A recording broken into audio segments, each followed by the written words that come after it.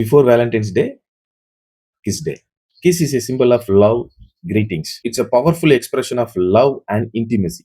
It's a silent language of heart.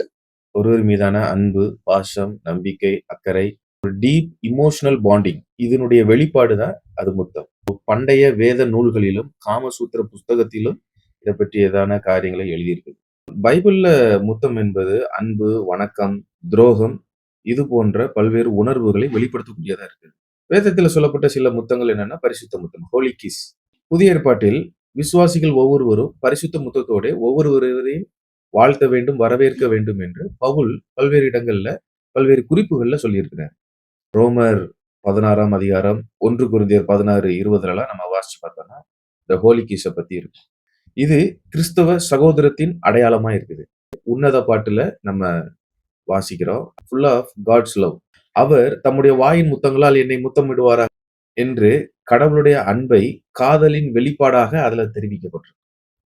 துரோகத்தின் முத்தம், அதுதான் யூதாஸ் காரியோத்து ஆண்டவருக்கு கொடுத்த முத்தம். யூதாஸின் முத்தம் என்றே அழைக்கப்படுது.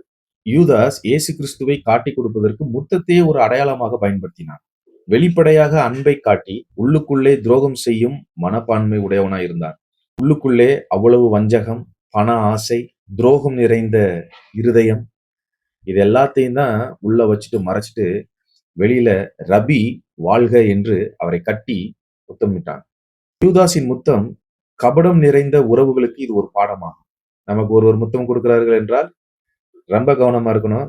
அது எப்படிப்பட்ட முத்தம் என்று அதை நாம் புரிந்து கொள்வதற்கு கடவுளுடைய அறிவும் ஞானமும் வெளிச்சமும் நமக்கு வேண்டும்.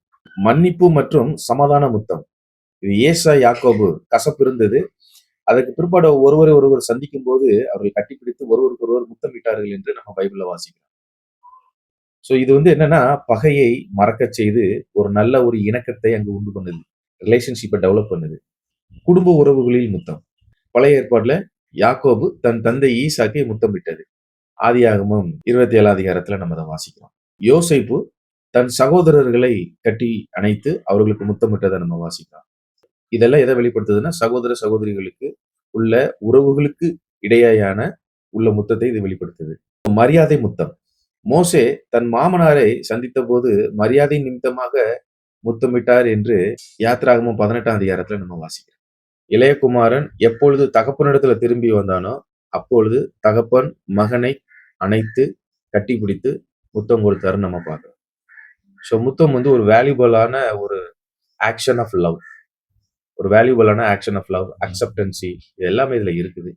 ஸோ எப்படி அந்த இளையகுமாரனை தகப்பன் ஏற்றுக்கொண்டாரோ அது போல இன்றைக்கு உங்களையும் என்னையும் ஏற்றுக்கொள்வதற்கு ஒரு பரம தகப்பன் இருக்கிறார். அவர் தான் இயேசு கிறிஸ்து. அவரிடத்துல மனந்திருந்தி, உண்மையாக மனந்திருந்தி, மனம் வருந்தி அவரிடத்தில் வருகிற யாவரையும் அவர் ஏற்றுக்கொள்கிறார். அவர் அன்பின் முத்தம் கொடுக்கிறார். அவர் கொடுக்கிற முத்தத்துல காமம் கிடையாது. அவர் கொடுக்கிற முத்தத்துல வியாதி இல்லை. அவர் கொடுக்கிற முத்தத்துல மரணம் இல்லை, கசப்பு தன்மையும் இல்லை. பைபிள்ல முத்தம் வெறும் உடல் சம்பந்தப்பட்ட காமம் சம்பந்தப்பட்ட விஷயமாக மட்டும் பார்க்கப்படல. அது ஒரு ஆவிக்குரிய நெருக்கத்தையும் ஐக்கியத்தையும் வெளிப்படுத்தும் ஒரு உணர்வாக, செயலாக காணப்படுகிறது. ஆவிக்குரிய நெருக்கத்தையும் ஐக்கியத்தையும் ஏற்படுத்துகிறதாயும் முற்றிலும் துரோகத்தை வேற இருக்கிறதாயும் இருக்கட்டும். உங்கள் உறவுகளுக்குள்ளும் உங்கள் குடும்பத்துக்குள்ளும் இப்படிப்பட்ட முத்தங்கள் பெருகட்டும், கடவுளுடைய அன்பு பெருகட்டும் என்று உங்களை நான் வாழ்த்துகிறேன். May God bless you.